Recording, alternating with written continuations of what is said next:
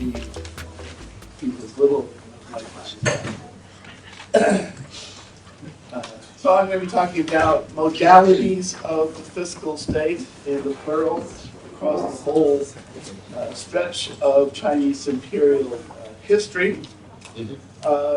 In recent decades, we've seen a revision of the standard neoclassical narrative that depicts the state as an impediment to the market forces that drive economic growth, beginning perhaps with the new institutional economics. I don't need to explain who these people are,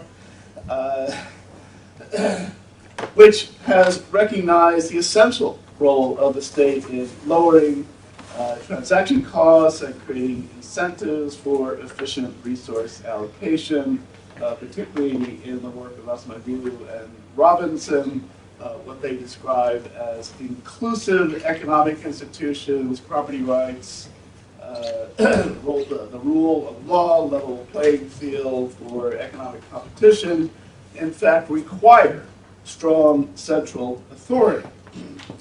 And then parallel to that, but somewhat independently, there's been a body of scholarship on commercial development in early modern Europe that likewise argues that it's the expansion, not the diminution of the visible hand of the state in economic life, especially Brewer's work on 18th century Britain and his definition of Britain at that time as a fiscal military state.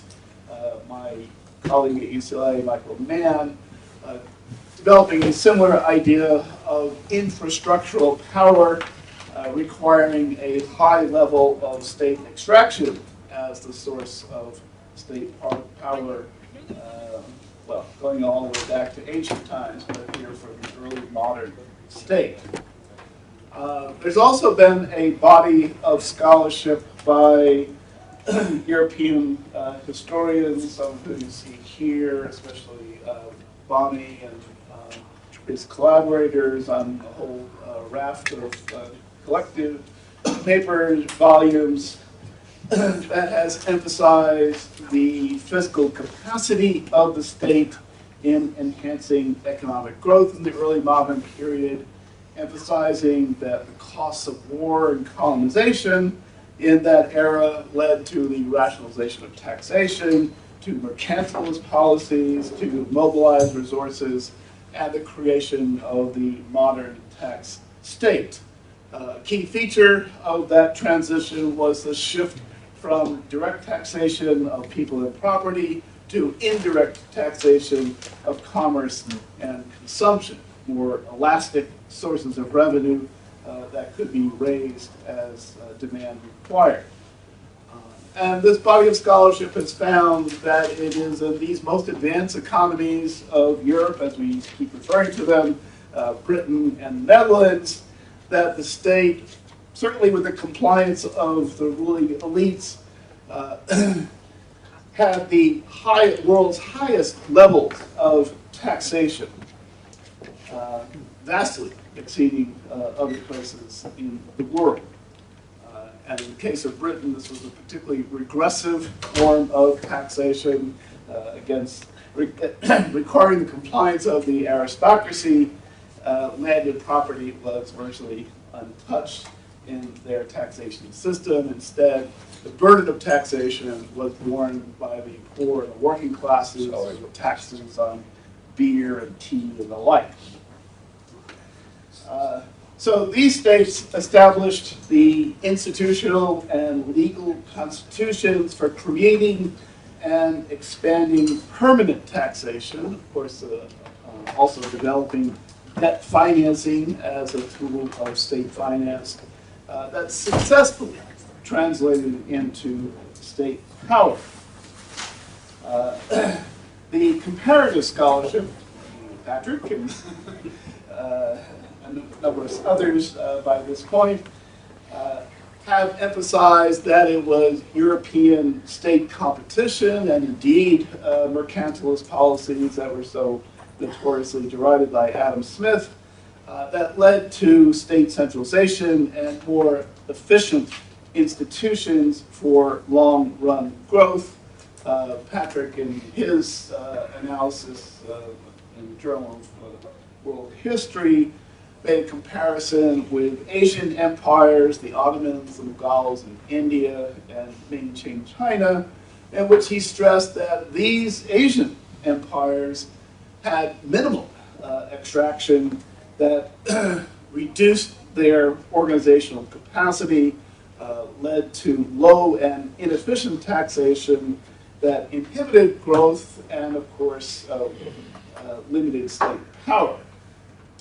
What I want to do here today is to pick up this story, but also to emphasize that the Ming-Qing state, which has been the, of course, contemporary with early modern Britain, Netherlands, etc., the Ming-Qing state was only one version of the Chinese fiscal state. And if we look back across the whole of Chinese imperial history, we can see that there are other models, modalities of the fiscal state that are deserving of our attention because I believe they had higher capacities for stimulating long-term economic growth. I won't get into the question of whether that's going to the breakthrough to modern economic growth.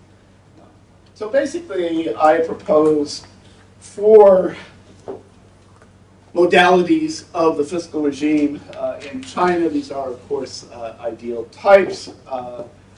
They exist at different historical times, but they're also models that are returned to at different points in Chinese history as well. What I'm referring to as the militarist physiocratic state was the foundation for the first empires of Qin and Han.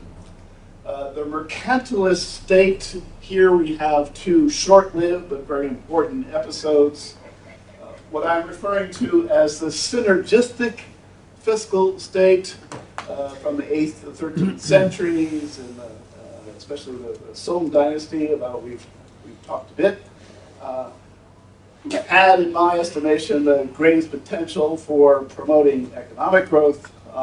And then finally, the providential state of Ming and Qing times, in which we see the primacy of Confucian ideological commitments to an agricultural society, which, and I think this is now well established in the literature, created favorable conditions for Smithian growth, but not for Schumpeterian growth. So let me briefly go through these.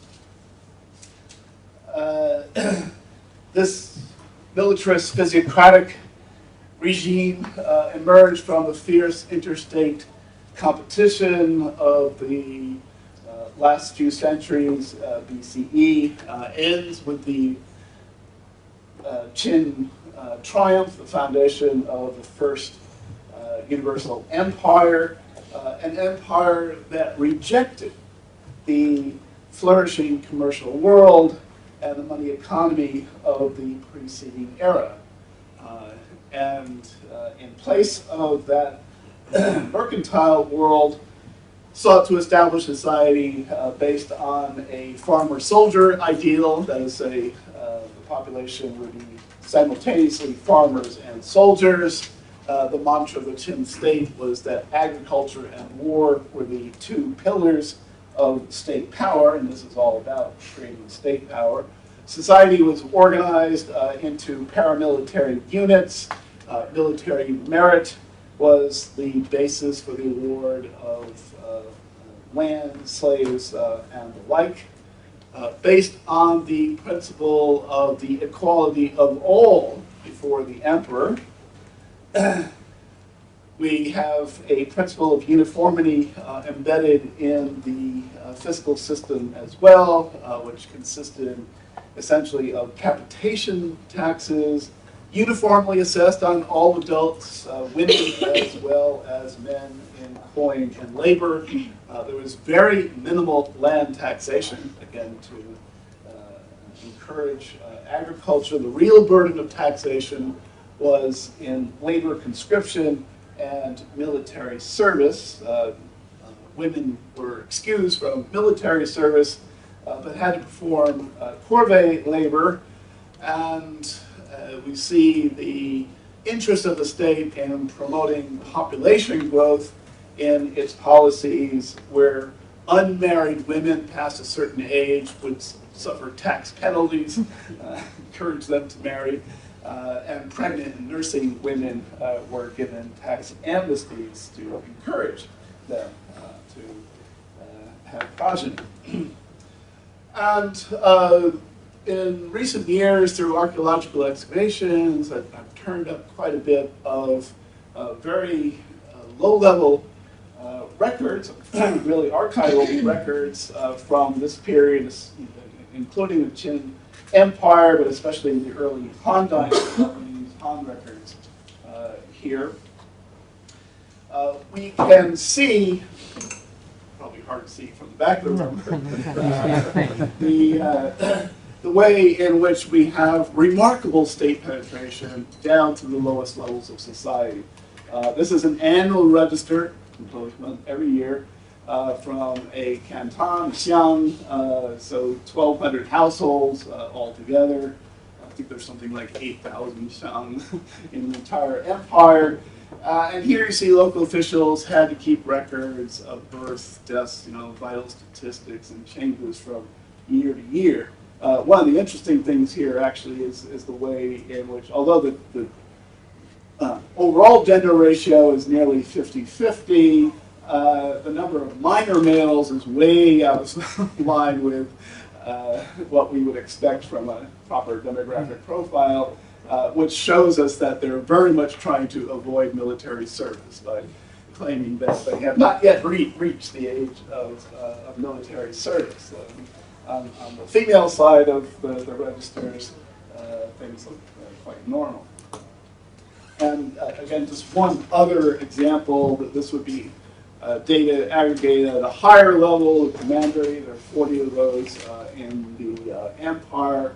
And again, these would be compiled on an annual basis to provide up-to-date records of population and economic resources. Again, keeping very close track of individuals, since labor service and military service were the most important forms of state extraction. So we have a level of state penetration into the lowest levels of society that is quite remarkable and really unbelievable in the absence of modern technologies. But given the importance of civil registration to state extraction, it's not surprising that they, in fact, were able to do this. So let me move on to the mercantilist state, and the ideology that emerged at the same time as the militarist physiocratic state in the few centuries of warfare before the unification of the empire under the Qin. And here, although the goal of state power is very much the same, the focus is on the mobilization of economic resources rather than military manpower. It too is, it is premised on a multi-state world in which trade generates wealth, cognizant of the asymmetries of competitive advantage. Here, the ruler plays the key role of manipulating the terms of trade, and especially the money supply, to ensure an inflow of wealth. Control of the money supply allows the ruler to manipulate prices, achieving a favorable balance of trade and maintaining equilibrium between domestic producers and consumers. There were two key episodes of this mercantile state in Chinese history in the early Han Dynasty under the ruler Wu Di. and in the late 11th century, the reformist agenda of Prime Minister Glahn both engaged in aggressive military expansion against their nomadic rivals, hence their need to generate vastly greater resources to pay for the military. There's in some respects, the idea of trade flows and accumulating wealth in the form of money, etc. We see parallels with European mercantilism, but in contrast, and this is a big contrast to European mercantilism, here the Chinese mercantilist state sought to displace rather than strengthen the domestic merchant class. And something that a colleague of mine has referred to as bureaucratic entrepreneurship. We actually see some parallels in China since the 1990s in this respect as well. In other words, incentivizing the bureaucrats to go out and find new ways to raise revenues and, again, ideally to level inequalities of wealth and the like. Ultimately, however, both of these episodes descended into confiscatory taxation, and certainly after Glahn, there's a period where utterly rejected from the canon of political economy. The third example, or the third modality that I want to talk about is the synergistic fiscal state. Here too, this is conceived in the context of a dynamic commercial economy. Oops, I'm sorry. Here we go. Of a dynamic commercial economy that spanned both before and after the mercantilist episode of launch, or in the late 11th century, a period, and we've already talked enough about this, of dramatic commercial growth and technological innovation in China.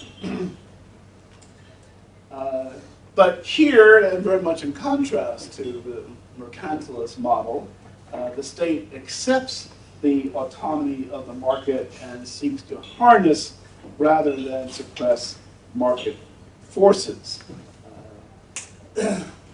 As in the mercantilist model, there is a shift from direct taxation to indirect taxation of commerce and consumption, again parallel to the rise of the tax state in early modern Europe, but also substantial investments in public goods.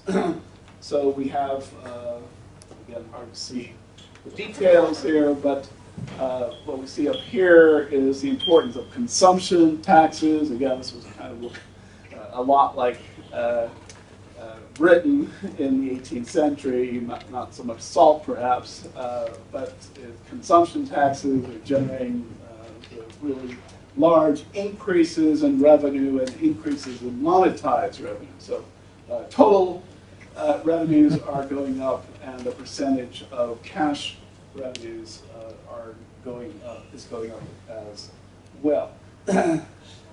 This monetization of state finances liberated productive energies in the private sector. So conscript labor, for example, was converted to money taxes.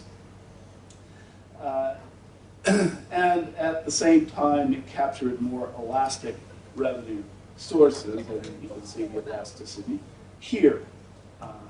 I'm always reluctant to use GDP estimates to talk about this period of Chinese history, but we can say that there was a high level of state expenditure, and those who do make such calculations have suggested that state expenditure was about 10% of GDP in this period. But again, of course, a lot of this was going to the military, but also a lot of it was going into real public goods, education, land reclamation, famine relief, and the like. Let me just use one example of this cooperative rather than antagonistic relationship with the merchant class. Again, funding the frontier armies was the biggest fiscal problem of the state. They're out here, and this is for the far northwest, which was the most troubled frontier in the 11th century. So the local merchants are supplying the grain and fodder to the military camps, for which they receive bills of exchange known as jiaoyin. But these merchants are more or less in place out in the frontier. So what they do is they take these bills and transfer them to long-distance merchants who have really two options. One is that they can bring them to the capital and exchange them for the tea, salt licenses, in other words, access to monopoly goods with built-in profit. And so these were very valuable paper instruments.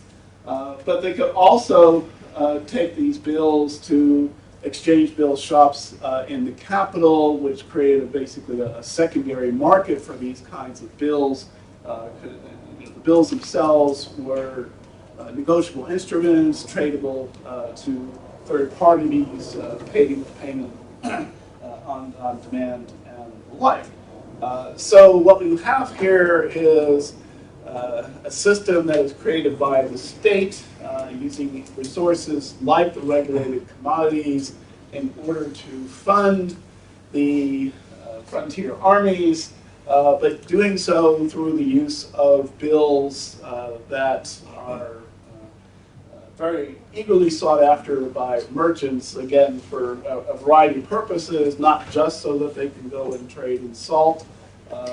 These long-distance merchants may not be salt merchants, but engage in trade them on this secondary market.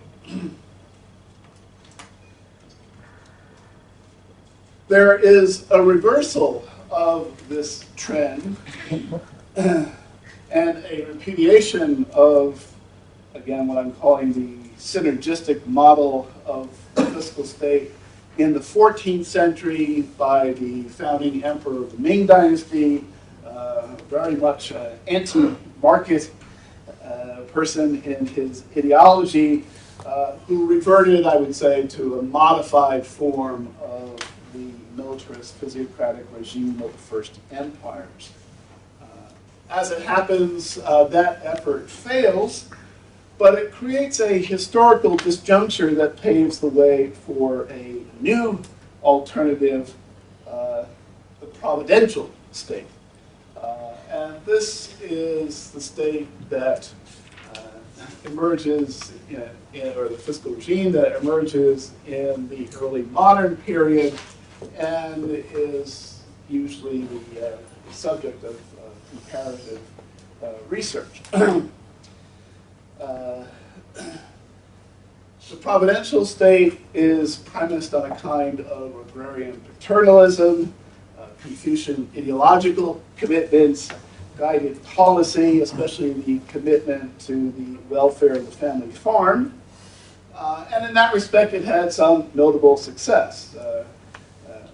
Bob Allen, in his comparison of farm family incomes between the Yangtze Delta and the UK, found that the Yangtze Delta farm incomes were higher in 1600 and still roughly equal to those in Britain as late as 1820. As has already been suggested, there is a very low level of taxation under the providential state. It derives its taxation from the land, again, a rejection of the synergistic model and its basis in commercial and consumption taxes. Land taxes altogether, whether in kind or in money, are about 3/4 of total taxation, so really a complete inversion of what we see under the synergistic state model. And at the same time, minimal taxation of commerce and virtually zero taxation of industry. Here, the basis of taxation shifts from people to land. In the early 18th century, the Qing dynasty merges the land tax and the labor service levy together into a single tax. That's probably a good thing. And then immediately after that, they freeze the land tax in perpetuity. There's massive population growth across the 18th century. The government cannot capture any of that revenue because they're still based on a frozen amount of land, of taxable land. We do see that these taxes are monetized. The vast majority, about 60% of land taxes are paid in money. All these other taxes are paid in money. Again, this is a reflection of the silver that's pouring into China during this period.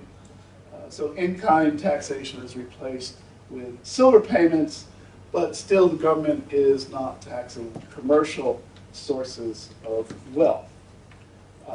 And this results in the words that Kevin has just used, and what I describe as an immobile fiscal system with very limited capacity to capture or generate new revenues.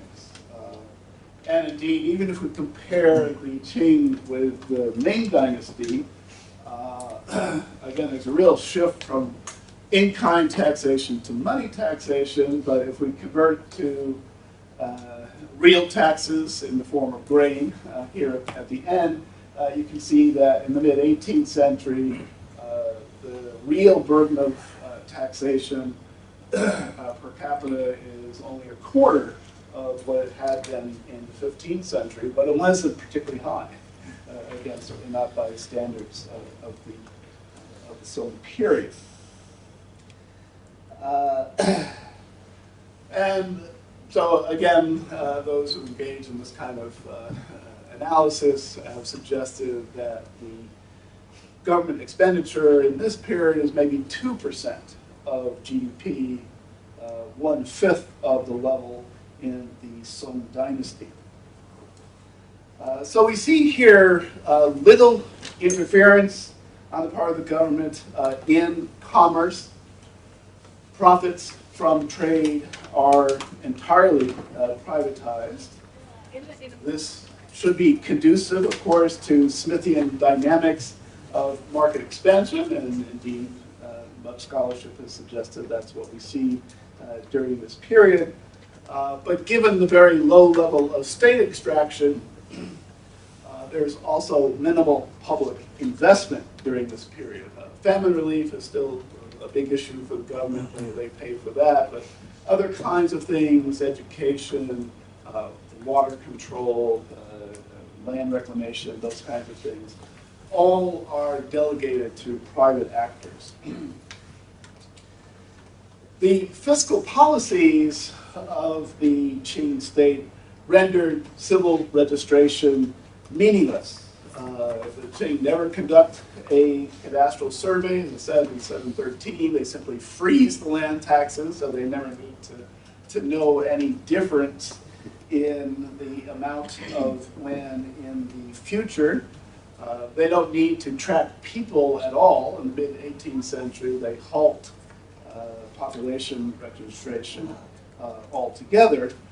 So the government loses effective means to know or to mobilize its population and resources.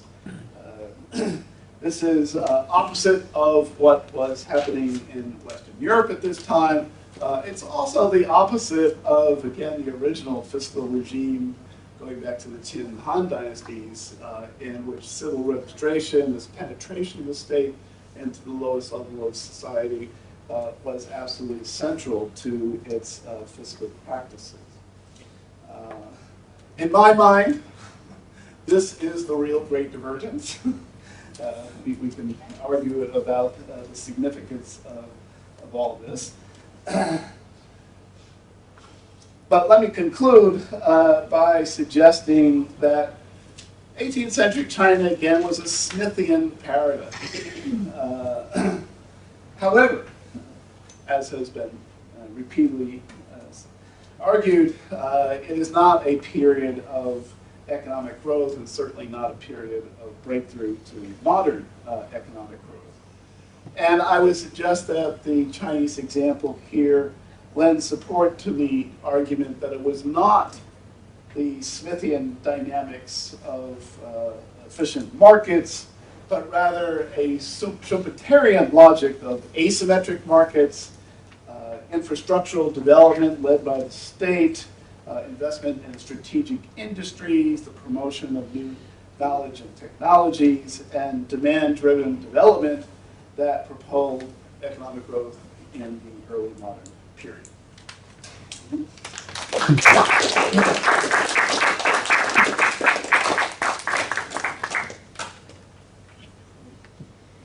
Yes, please, Wolfgang. Yeah, very interesting. So you said that the Qing's government GDP tax to GDP might have been around 2%, and it was much higher in the past. And compared to Netherlands and UK, and much higher fiscal capacity, especially central fiscal capacity, and they industrialized earlier in any case. I see that too, but you also said that the mercantilist state that you had, there were two episodes, one around 0 BCE and 1,000 years ago, and you also said that they came to a standstill because they actually descended into confiscatory taxation. And so I think that's at the end of the day what we need to try to understand. And do you have any guesses on that? So they had that high level of taxation and fiscal capacity in Europe, and they didn't have it in Qing China, but they apparently also avoided descending into this confiscatory taxation. And so how is that possible? Yeah, I skipped over this slide, so let me show it here. These are the Monaster's new policies that I see as a species of this mercantilist policy. So you can see the ways in which the government is intruding into the market economy, taking over money lending, taking over wholesale trade, investing in public goods like irrigation projects and so forth, encouraging maritime trade. This is one area where the private trade is actually being encouraged, although the government controls the imports of goods. So in all these ways, they're excluding the merchants from, or at least the big merchants. The state trade agency is supposed to provide credit to retail merchants and to eliminate the exploitation by wholesale merchants and the like. But the large-scale merchants were very much excluded from this process. And so the kinds of things that I showed in here, they try to keep this working, but it really breaks down because, again, the state really wants to capture all of these revenues for itself. The prices they offer for salt licenses are simply unsustainable and the like. So I think, and then things like